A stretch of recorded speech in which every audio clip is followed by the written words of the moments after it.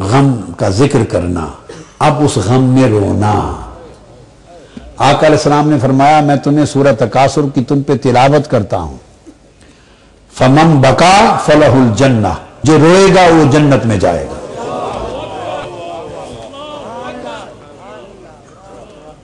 اب یہ کیا ہے؟ یہ خوف و غم قبر ہے، خوف و غم رکت اور بکا۔ ہر تصوف کی کتاب کے اندر ابواب بڑے پڑے ہیں رکت اور بکا کے۔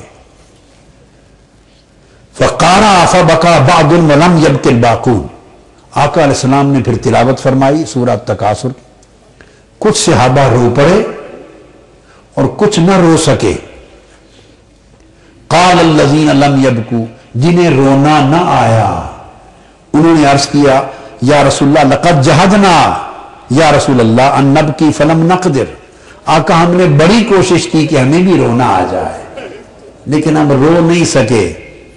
فقال انی قارئها علیکم الثانیہ، آقا نے فرمایا میں دوبارہ تمہارے اوپر پڑھتا ہوں، فمن بکا فلہ الجنہ، جو رو پڑے اس کے لیے جنت ہے، ومن لم یقدر ان یبکی فلیتباک، اور جس کو کوشش کے باوجود رونا نہ آئے وہ رونے جیسی شکل ہی بنا لے۔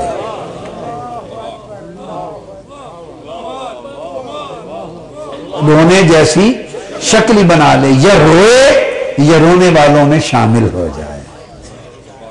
تو آپ نے دیکھا یہ سنت ہو گئی۔ آقا علیہ السلام اللہ کے لیے، اس کو راضی کرنے کے لیے، اللہ کے رسول کو راضی کرنے کے لیے، اپنے قلب و باطن میں رکت، کیفیت، سوختگی اور شکستگی پیدا کرنے کے لیے رکت اور بکا کی تعلیم دیتے تھے۔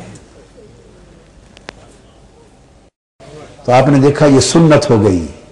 آقا علیہ السلام اللہ کے لیے، اس کو راضی کرنے کے لیے، اللہ کے رسول کو راضی کرنے کے لیے اپنے قلب و باطن میں رکت، کیفیت، سوختگی اور شکستگی پیدا کرنے کے لیے رکت اور بکا کی تعلیم دیتے تھے۔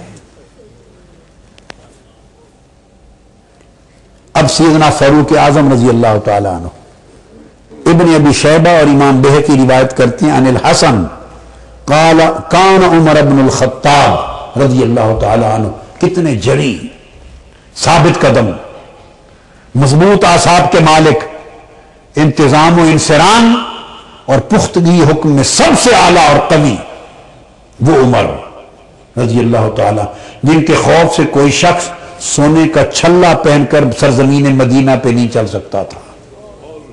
مرد سونے کی انگوٹھی پہن کے مدینہ کی گلیوں میں نہیں چل سکتا تھا، کانپتے تھے۔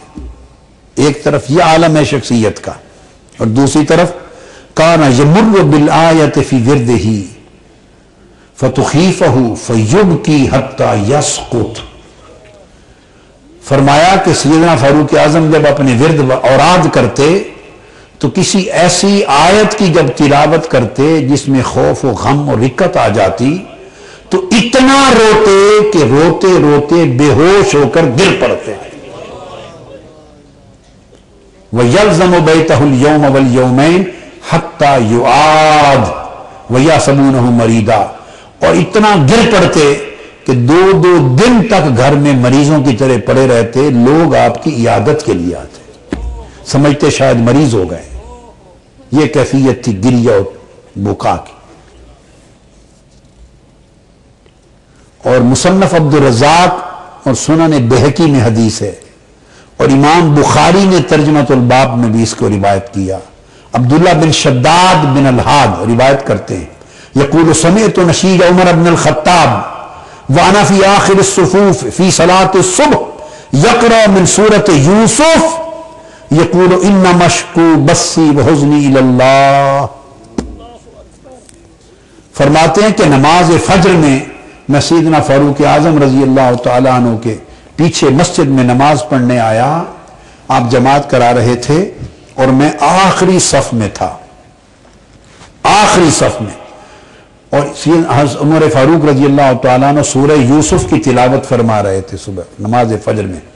جب آیت نمبر 86 پر آئے، آیت نمبر 86 پر آئے، جس میں حضرت یعقوب علیہ السلام نے حضرت یوسف کے غم میں، حضرت یوسف کے غم میں یہ عرض کیا تھا کہ ماری تعالیٰ، میں اپنا دکھ اور اپنے غم کا شکوہ صرف تیری بارگاہ میں پیش کرتا ہوں، میں اپنی داستان غم صرف تجھے سناتا ہوں، اور کس کو سناؤں؟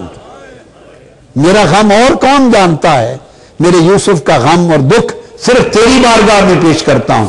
جب اس آیت پر آئے اور تلاوت کی تو فرماتے ہیں خدا کی قسم سیدنا فاروق اعظم رضی اللہ تعالیٰ عنہ کی چیخ نکل گئی، اتنا روئے کہ آپ کی پھر ہچکی بند گئی، اور ہم صف آخری صف میں تھے، ہم نے آپ کی ہچکی اور رونے کی آواز بھی آخری صف تک سنی۔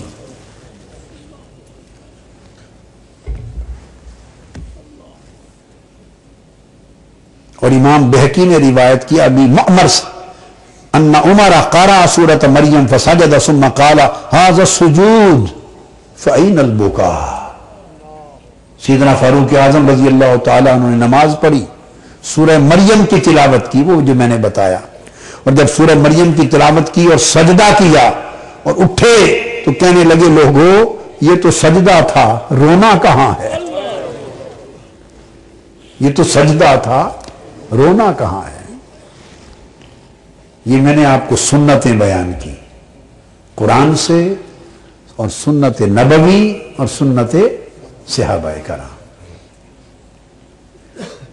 یہ سوال اس وقت بھرتے ہیں جب دل کسی سے محبت سے خالی ہوتا ہے۔ محبت ہو تو دل ہی جواب دے دیتا ہے سب سوالوں کا، محبت ہو تو اندر سے جواب مل جاتے ہیں۔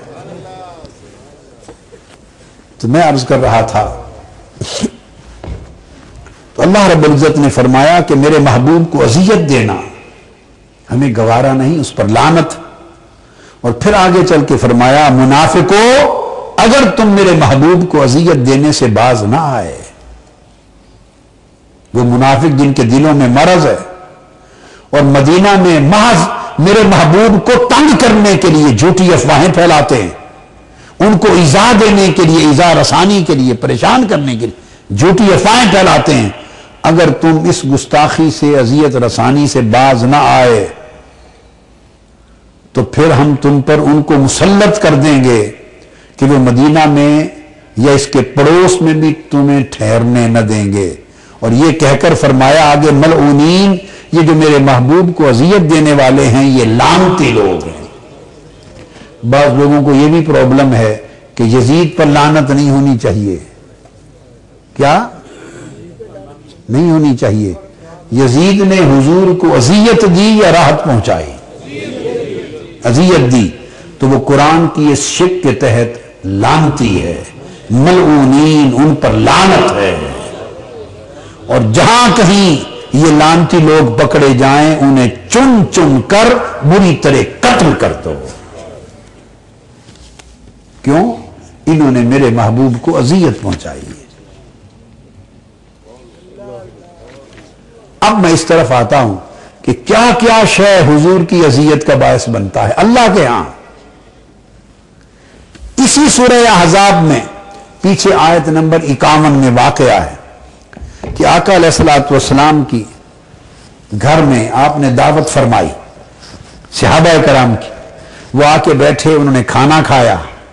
جب کھانے سے فارغ ہوئے تو کس کا جی نہیں چاہتا تھا کہ آقا کی بارگاہ میں زیادہ سے زیادہ بیٹھے اور آپ کے دیدار میں رہے؟ سو اس شوق میں کھانے کے بعد باتیں کرنے لگ گئے، حضور سے مسئلے پوچھنے لگ گئے، مسائل، اور آقا کو دیدار کرتے رہے، آقا کا تکتے رہے، باتیں پوچھتے رہے، تو دیر لگا دی۔ جب دیر لگا دی تو اللہ پاک نے اس موقع پر یہ آیت اتاری، کیا کیا چیز رب کے ہاں اذیت دیتی ہے حضور کا۔